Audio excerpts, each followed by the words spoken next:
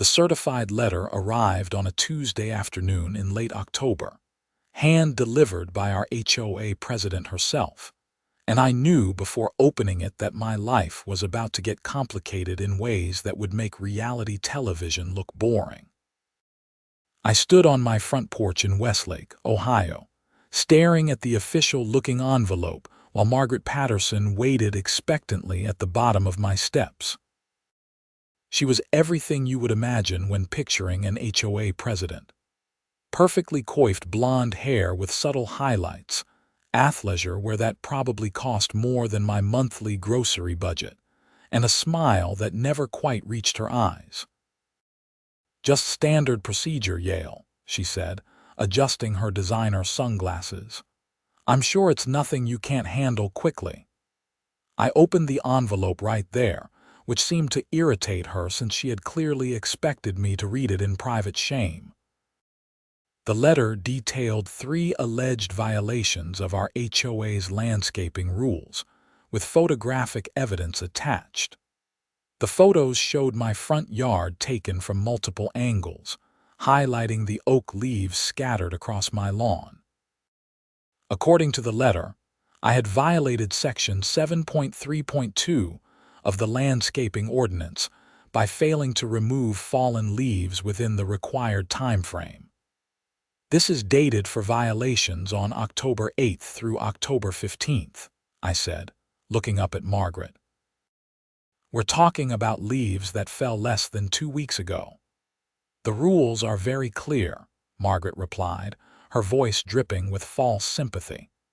"Leaves must be removed within 7 days of accumulation. You're currently at 14 days for some of those leaves." "It's been raining for the past week. The ground has been too wet to rake effectively." Margaret's smile widened. "Weather isn't listed as an acceptable excuse in the bylaws. You have 48 hours to remedy the violation, or you'll face a fine of $250 per day until compliance is achieved." She walked away before I could respond, her expensive sneakers clicking against the sidewalk with each purposeful step. I stood there holding the letter, feeling my blood pressure rise. My husband Jacob wouldn't be home from his law firm for another 3 hours, but I already knew what his reaction would be. The timing of this whole situation was particularly absurd. Jacob and I had moved into Maple Ridge Estates just 8 months ago, attracted by the good schools and the well-maintained common areas. The community was beautiful, with tree-lined streets and a small lake that reflected the sunset perfectly. We had done our due diligence before buying, reading through the HOA bylaws like the responsible adults we pretended to be. Nothing had seemed unreasonable at the time. I went inside and made myself coffee, trying to calm down before doing something I would regret. Our golden retriever, Biscuit, sensed my agitation and rested his head on my lap while I sat at the kitchen table. I reread the letter 3 times, each reading making me angrier than the last. The photographic evidence was particularly galling. Margaret had clearly spent considerable time documenting every leaf on my property. Some photos were taken with a measuring tape visible in the frame, as if she needed to prove the leaves were actually there.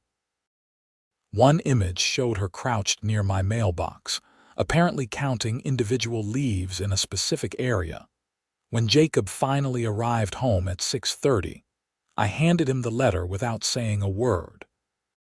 He loosened his tie and read it while standing in the hallway, his expression progressing from confusion to recognition to something that might have been amusement.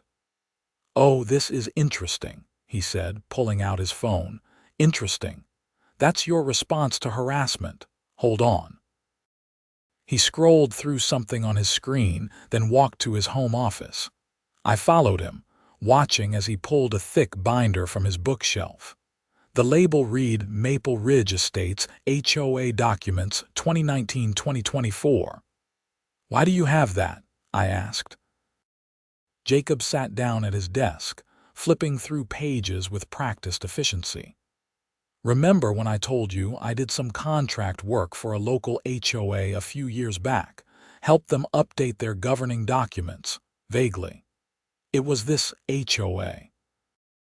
Maple Ridge Estates hired my firm in 2021 to completely overhaul their landscaping ordinances. The old rules were a mess, full of contradictions and unenforceable provisions. I spent 3 months drafting new regulations that would actually hold up if challenged. He found the page he was looking for and tapped it with his finger. Section 7.3.2, Leaf Removal Requirements. Let me read you the full text, not the selective excerpt Margaret provided. I leaned over his shoulder as he read aloud. Property owners shall maintain their lawns free of excessive leaf accumulation during autumn months. Fallen leaves should be removed within 7 calendar days of accumulation, weather permitting. For purposes of this section, weather permitting shall be defined as conditions suitable for yard work, specifically excluding periods of continuous rainfall exceeding 24 hours, ground saturation making lawn access impractical, or temperatures below 32 degrees Fahrenheit.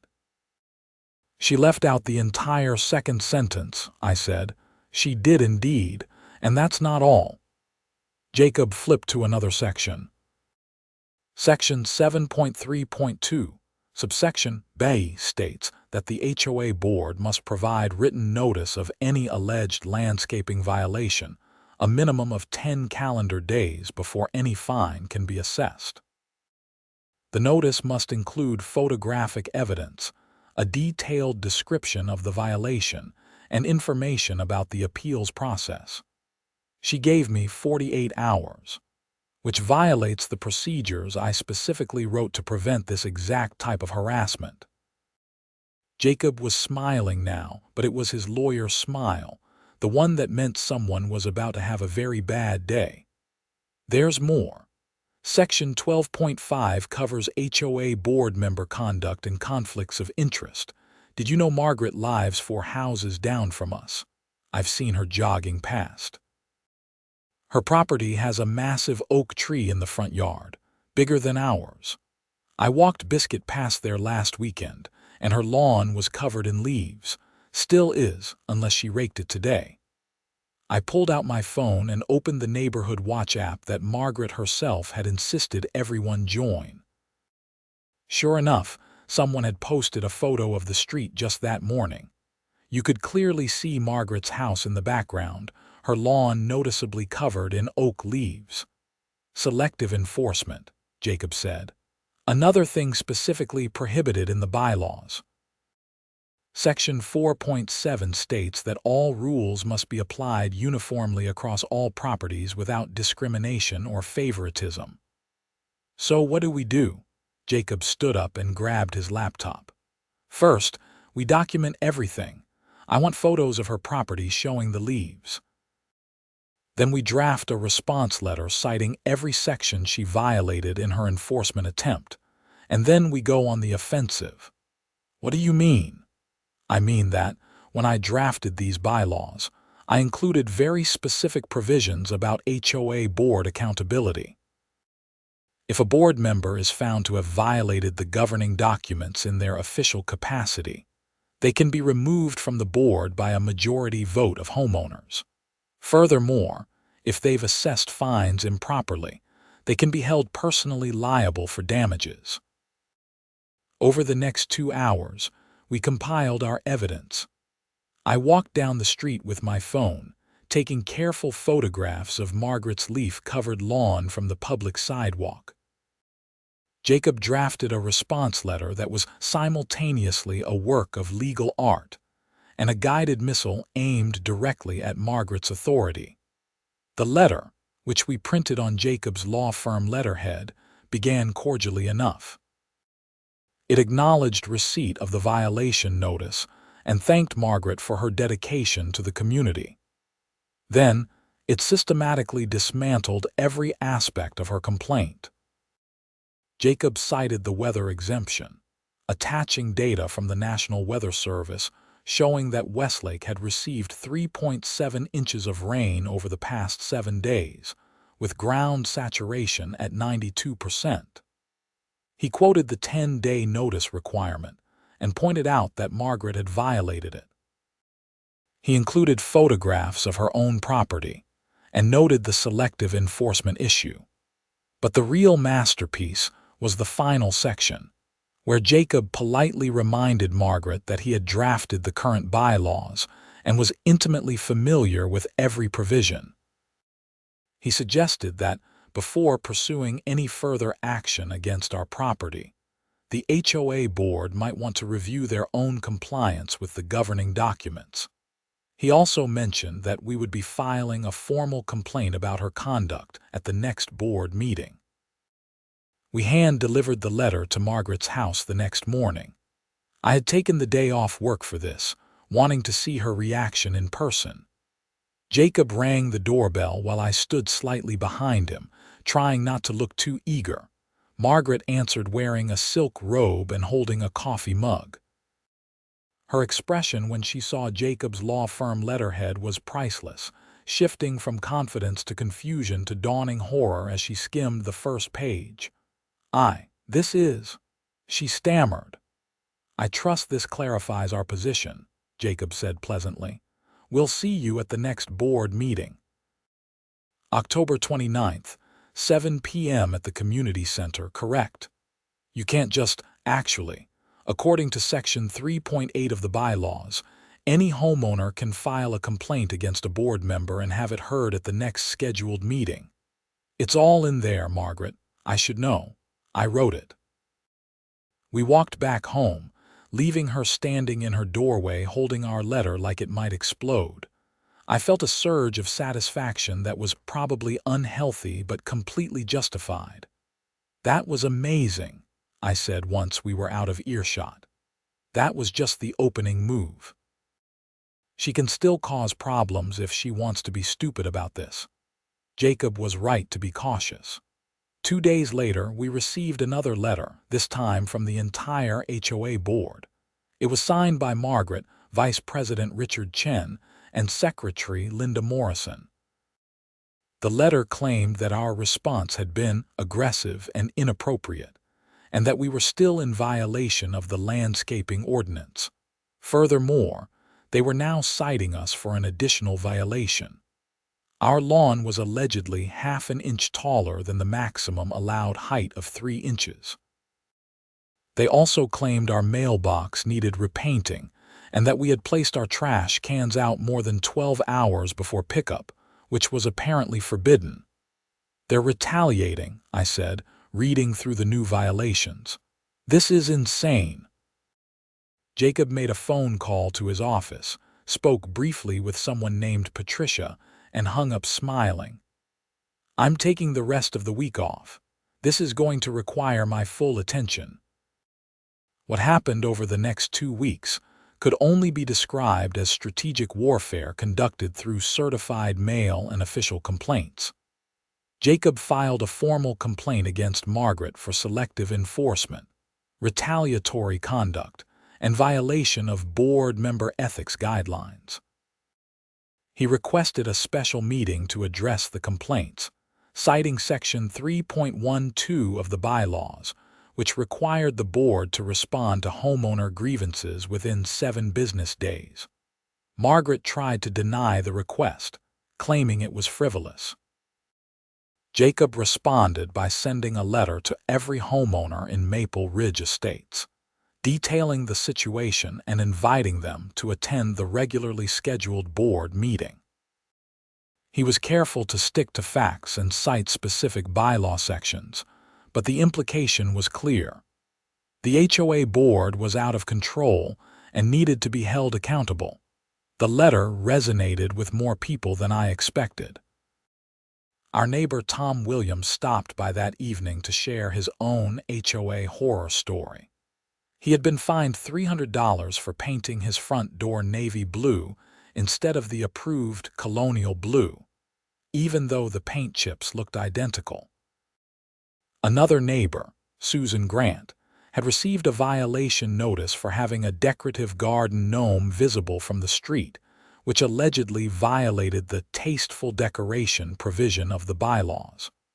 "I'm so glad someone is finally standing up to her," Susan said. We were sitting on my back deck, drinking wine and trading HOA grievance stories like war veterans comparing scars. "Margaret has been terrorizing this neighborhood since she got elected president 2 years ago. Why hasn't anyone challenged her before?" I asked. Tom shrugged. "Most people don't want the hassle. It's easier to just pay the fine and move on. Plus, she has Richard and Linda backing her up on everything. They vote as a bloc. What about the other board members? There are 5 positions, but 2 have been vacant for over a year. Margaret claims nobody wants to volunteer, but I think she's just not holding elections like she's supposed to." Jacob, who had been listening quietly, perked up at this. "How long have those positions been vacant?" "At least 18 months. "Interesting." Jacob pulled up the bylaws on his tablet. Section 2.6 states that board vacancies must be filled within 90 days through special election or appointment. If the position remains vacant beyond that time frame, any homeowner can petition for a special election with signatures from just 10% of residents. Tom leaned forward. "How many signatures is that?" "Maple Ridge has 243 homes, so we would need 25 signatures." "I can get you 25 signatures by tomorrow afternoon," Susan said immediately. True to her word, Susan organized a petition drive that was remarkably efficient. She created a simple form explaining the situation and the relevant bylaw section, then spent the next day walking the neighborhood.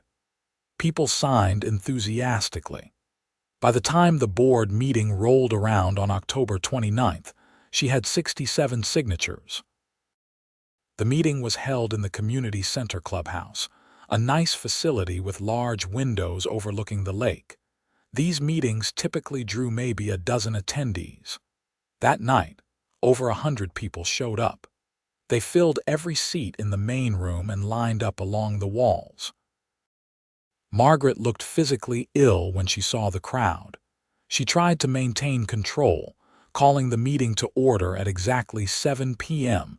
and launching into standard board business. She wanted to discuss the budget for holiday decorations in the common areas. Nobody cared. People started calling out questions about the vacant board seats and Margaret's enforcement practices. "Let's maintain order, please," Margaret said, her voice strained. "We have an agenda to follow." Jacob stood up. He was in full lawyer mode, wearing a suit and carrying a leather portfolio. "Point of order, Madam President. According to Robert's Rules of Order, which our bylaws specify should govern all meetings, any homeowner can propose new business during the homeowner forum portion of the meeting." "That's at the end of the agenda," Margaret snapped. "Actually, Section 3.4 of our bylaws states that the homeowner forum should occur before regular business to ensure all voices are heard." Richard Chen, the vice president, whispered something to Margaret. He was a thin man in his 50s who looked like he wanted to be anywhere else. Margaret's jaw tightened, but she nodded. "Fine. Homeowner forum is now open. Please keep comments to 3 minutes each." Jacob went first. He calmly presented our situation, walking through Margaret's initial violation notice and highlighting how it contradicted the actual bylaw language. He showed photos of her own leaf-covered yard taken on the same day she had cited us. He documented the retaliatory violations she had issued afterward. His presentation was clinical and devastating. Then Tom Williams stood up and shared his paint color story. Then Susan talked about her garden gnome. Then, a man named Frank Peterson described being fined for parking his own car in his own driveway because it was allegedly visible from the street and lowered property values. A woman named Carol Jenkins had been cited for having the wrong type of bird feeder. The stories kept coming. Margaret had been ruling the HOA like a petty dictator for 2 years, and people had receipts, literal receipts in some cases, showing hundreds or thousands of dollars in fines paid. Throughout all of this, Margaret sat at the board table with her arms crossed, her face growing redder. Finally, she stood up. "This is ridiculous. You people agreed to these rules when you bought your homes. If you don't like them, you're free to move elsewhere." The room erupted. Someone shouted that Margaret didn't get to tell people to move. Someone else pointed out that she was violating the same rules she enforced against others. Jacob let it go on for about 30 seconds, then raised his hand for quiet. "If I may," he said, his lawyer voice cutting through the noise. "I think we need to address the core issue here. Margaret, you've been enforcing rules selectively and incorrectly. You've been assessing fines without following proper procedures, and you've been doing all of this while violating the same standards you hold others to. This isn't about being strict. This is about abuse of power. How dare you?" "I dare because I wrote these bylaws. I know every word, every clause, every protection that's supposed to exist for homeowners, and you've been violating them systematically." Jacob pulled out a document from his portfolio.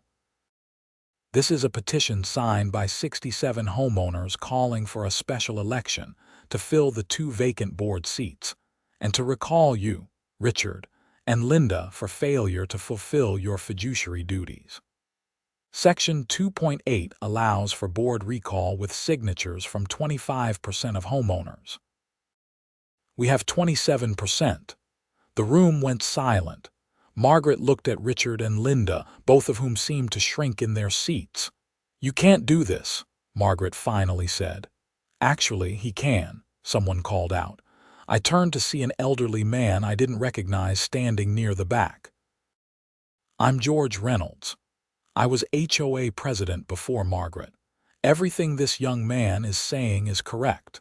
I tried to warn people when she got elected that she had authoritarian tendencies, but nobody listened." George walked to the front of the room with surprising energy for someone who had to be in his 70s. "Margaret, you've turned this community into a police state. People are afraid to put up Christmas lights for fear you'll cite them for the wrong color bulbs. This recall is completely justified." Margaret grabbed her purse. "I don't have to sit here and be insulted." "Actually, you do," Jacob said calmly. "Section 3.9 requires board members to remain for the entire meeting unless excused by majority vote. If you leave without being excused, it's considered an automatic resignation." She froze halfway out of her chair. The calculation on her face was visible: stay and face humiliation, or leave and lose her position immediately. She sat back down. The rest of the meeting was a masterclass in parliamentary procedure. Jacob moved that the petition be recognized as valid. Susan seconded. The vote among homeowners present was unanimous. Jacob then moved for a special election to be held within 30 days. Also unanimous.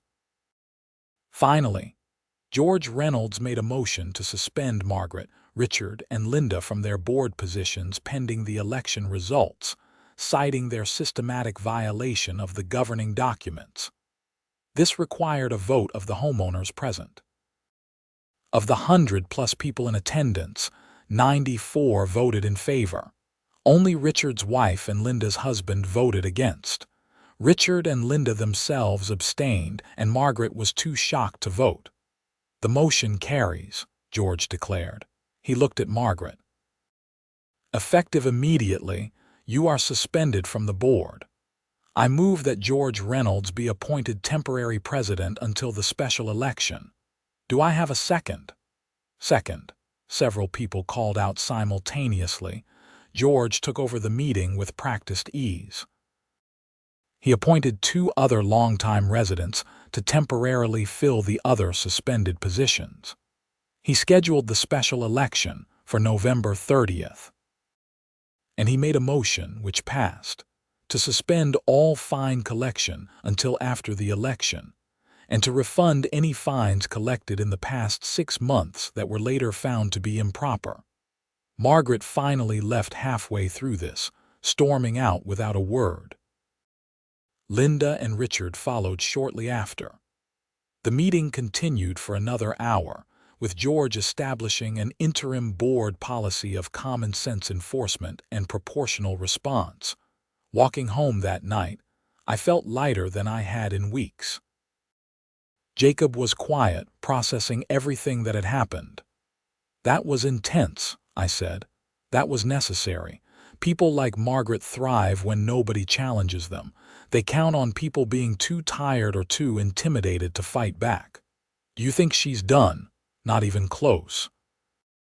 She's going to make the next month miserable." Jacob was right, but not in the way either of us expected. 3 days after the meeting, I was pulling into our driveway after work when I noticed something odd. Our mailbox was on the ground, the post snapped cleanly about 6 inches from the base. I got out of the car and examined it. The break was too clean to be accidental. Someone had deliberately destroyed our mailbox. I took photos and called Jacob. "Don't touch anything else," he said. "I'm calling the police." The Westlake Police Department sent an officer within 20 minutes. Officer Bryant was a young woman who took the report seriously, photographing the damage and asking detailed questions about any ongoing disputes we might be having.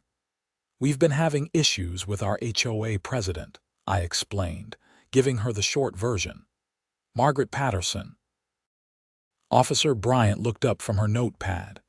"We've had complaints about her before. Nothing quite like this, though. This is property destruction, potentially a misdemeanor or even a felony depending on the damage caused. The mailbox was custom-made cedar, about $400 to replace. That puts it in felony territory if we can prove who did it." She handed me a case number. "We'll increase patrols in your area. If you have security cameras, now would be a good time to install them." We ordered cameras that night. They arrived 2 days later, and Jacob spent a Saturday afternoon installing them around our property. Front door, back door, both sides of the house, and one covering the driveway and street. All high definition, with night vision and cloud storage. The cameras proved their worth exactly 1 week later. I was in the kitchen making breakfast when my phone buzzed with a motion alert from the front camera. I opened the app and watched in real time as Margaret Patterson walked across our lawn carrying something. "Jacob, get down here." He came down the stairs fast, thinking something was wrong. I showed him my phone. We watched as Margaret carefully sprinkled something across our front lawn, working in a grid pattern. She was clearly trying to be subtle about it, but the camera caught everything in perfect detail. "What is she doing?" I asked. "I don't know, but I'm about to find out." Jacob went out the front door. I stayed inside, watching through both the window and the camera feed. Margaret didn't notice him at first, too focused on her task. When she finally looked up and saw him standing on the porch, she froze like a deer in headlights. "Morning, Margaret," Jacob called out cheerfully. "Beautiful day, isn't it? I was checking on." She couldn't seem to finish a sentence. "What's in your hand?" Margaret looked down at the bag she was holding as if surprised to find it there. "Nothing, just fertilizer for the common areas." "Really? Because it looks like you're spreading something on our lawn specifically. We have cameras now, Margaret. They've recorded everything for the past 3 minutes." Her face went pale. Without another word, she turned and walked back toward her house, still clutching the bag. Jacob walked out into the yard and examined the grass where she had been working. He took several close-up photos with his phone, then carefully collected some of the substance she had spread into a plastic bag. Back inside, we examined it together. It was small, dark pellets that didn't look like any fertilizer I had seen. "I'm taking this to get tested," Jacob said. "If this is what I think it is, Margaret just committed a crime." He drove to a local agricultural extension office that morning. The agent there was able to identify the substance pretty quickly. It was a broadleaf herbicide in pellet form, designed to kill everything except grass. Except Margaret had used a formula designed to kill grass specifically, leaving the broadleaf weeds alone. "If this had been allowed to activate with watering, your entire lawn would be dead in a week," the agent explained. "And reseeding wouldn't work because this stuff stays active in the soil for months. You'd need to completely replace the topsoil." "How much would that cost?" I asked. "For a lawn this size, probably $15,000 to $20,000. Jacob had the agent write up an official report documenting the substance and its effects. Then we went back to the police station. Officer Bryant was off duty, but the desk sergeant listened to our story and reviewed the camera footage we had downloaded to Jacob's laptop. "This is definitely criminal," he said. "Malicious destruction of property, reckless endangerment if the chemicals could have harmed people or pets, and potentially stalking given the ongoing harassment. Let me get a detective." Detective Sarah Martinez came out to meet with us. She was a sharp-eyed woman in her 40s who listened carefully as we walked through everything. The initial HOA complaint, the board meeting, the broken mailbox, and now this. She watched the camera footage 3 times, zooming in on Margaret's face. "The footage is clear enough for positive ID," she said. "And you have documentation of the substance and what it would have done. This is an easy case. I'll head over to talk to Mrs. Patterson now." "Can we come?" Jacob asked. Detective Martinez considered it. "Normally no, but you're the victims here. You can ride along, but you stay in the car unless I say otherwise." "Clear," we agreed. 20 minutes later, we were parked in front of Margaret's house while Detective Martinez rang the doorbell. Margaret answered, saw the detective's badge, and her whole body seemed to deflate. The conversation was short. Through the car window, we could see Margaret shaking her head, then nodding, then crying. Detective Martinez remained professional and calm throughout. After about 10 minutes, she stepped away from the door and made a phone call.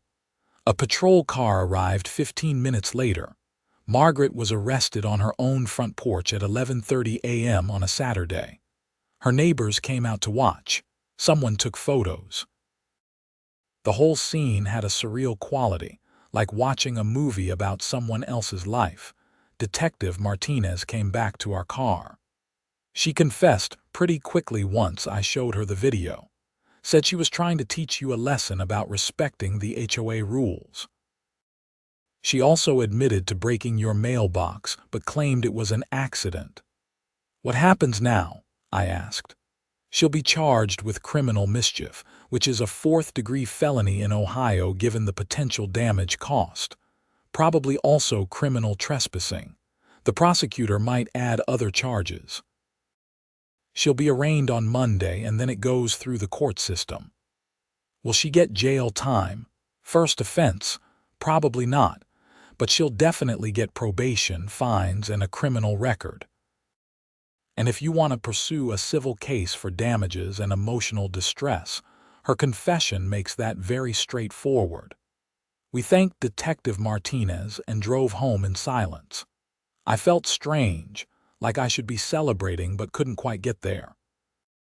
This had all escalated so far beyond a simple HOA complaint. "You think we pushed her too hard?" I asked Jacob once we were home. He thought about it. "No, we didn't push her at all. We defended ourselves using the exact rules she was supposed to be following. Everything that happened to her was a consequence of her own choices. We didn't make her break our mailbox or try to kill our lawn. That was all her." The news spread through Maple Ridge estates faster than gossip at a high school reunion.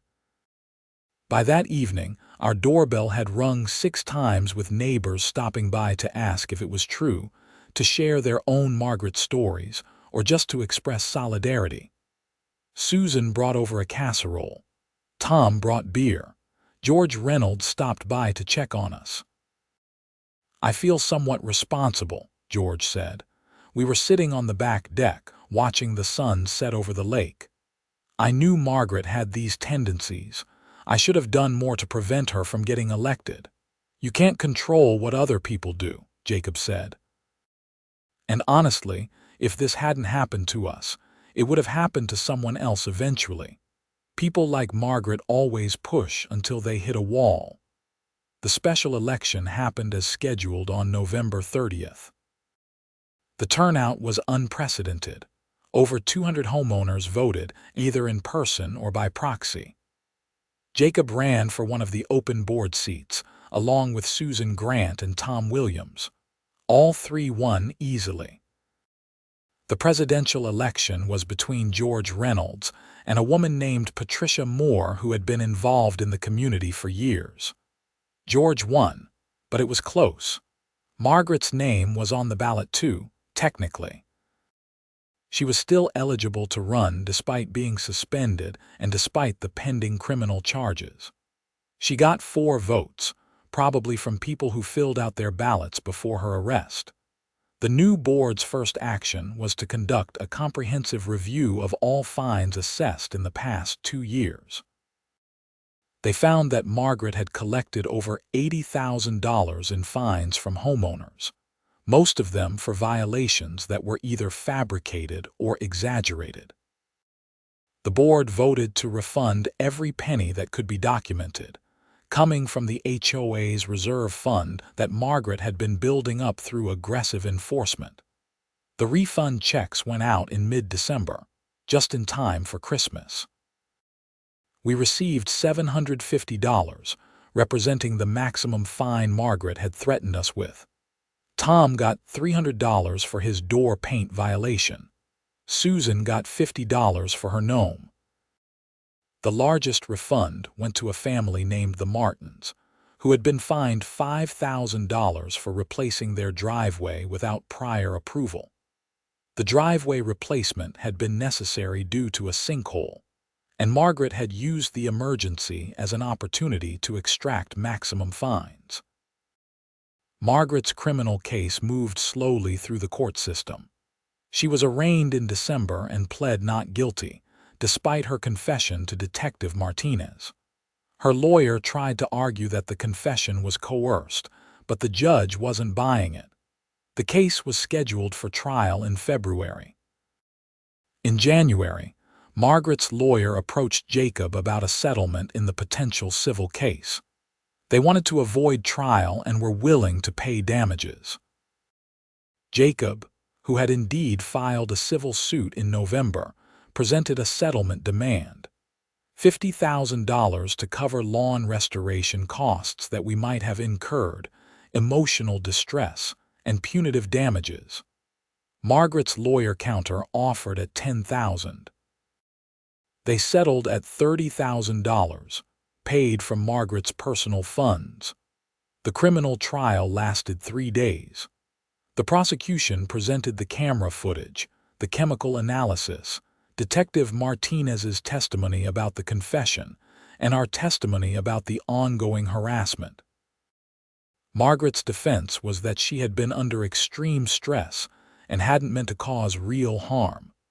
The jury deliberated for 4 hours and found her guilty on all counts. The sentencing happened in March. The judge gave Margaret 2 years of probation, 200 hours of community service, and ordered her to pay restitution for our mailbox. He also issued a restraining order preventing her from coming within 100 feet of our property. In his sentencing remarks, the judge spoke about the abuse of power in community organizations and the importance of accountability. "You were given a position of trust," the judge told Margaret. "You were supposed to serve your community, not terrorize it. Your actions went beyond simple overzealousness. They were calculated, malicious, and criminal. You're fortunate that the damage was caught before it became irreparable. Margaret left the courtroom without looking at us. I heard later that she put her house up for sale the next week. It sold in April to a nice family with 2 kids and a very friendly Labrador. Life in Maple Ridge Estates improved dramatically under the new board leadership. George implemented a common-sense enforcement policy that focused on genuine community concerns rather than petty violations. The board started sending out monthly newsletters explaining the rules and the reasoning behind them. They established an appeals process that actually worked. And most importantly, they began treating homeowners like neighbors rather than subjects. Jacob served his full 3-year term on the board and chose not to run for re-election, saying he wanted to spend his evenings with his family rather than at committee meetings. Susan and Tom both served multiple terms and became fixtures of community leadership. As for me, I learned several valuable lessons from the whole experience. I learned that standing up to bullies is worth the stress and effort. I learned that knowing the rules can be the most powerful weapon you have. I learned that communities work best when people treat each other with basic respect and decency. I also learned to rake my leaves promptly in the fall, not because I'm afraid of HOA violations, but because it's actually easier to keep up with them than to let them pile up. Though I'll admit, on particularly windy days when the leaves blow back onto my freshly raked lawn, I think about Margaret and smile. The final piece of closure came in June, almost 8 months after that first violation letter arrived. Jacob and I were having coffee on the front porch when a car pulled up. A young woman got out, looking nervous. She introduced herself as Amanda Patterson, Margaret's daughter. "I wanted to apologize for my mother," Amanda said.